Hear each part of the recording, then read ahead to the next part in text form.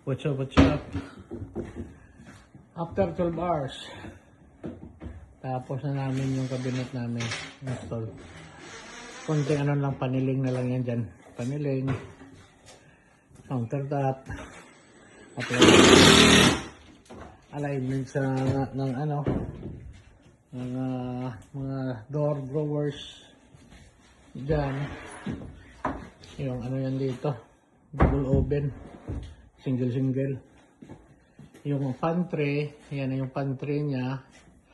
Pero gagawin namin ano yan, appliance garage. Diyan, appliance garage yan dyan. Ito, dishwasher. Side na lang ang kulang dyan. Ito yung sink niya. Ito yung microwave drawer.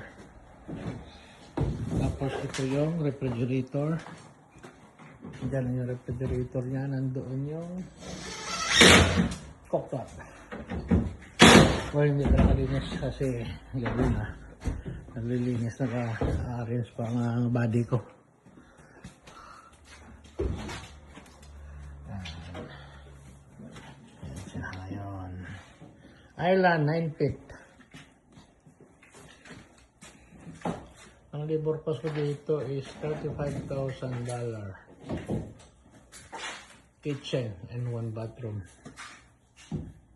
Diyan ang labor cost namin. So, ito na ngayon siya. Oh, Tio. Mamonos. Mamonos, Tio. Lipat pa pala natin yung ilaw na yan, no? Island. Wala nga. Konting ano lang to, konting diin na lang. Siguro mga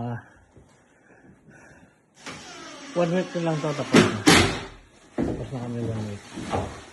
Ano siya. Okay? So, next update namin ito sa ano na. Sa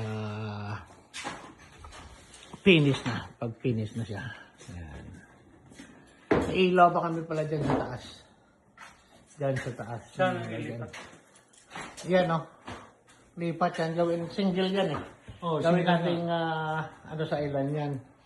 Yun. Pero plano ko patawiran natin yun doon. No?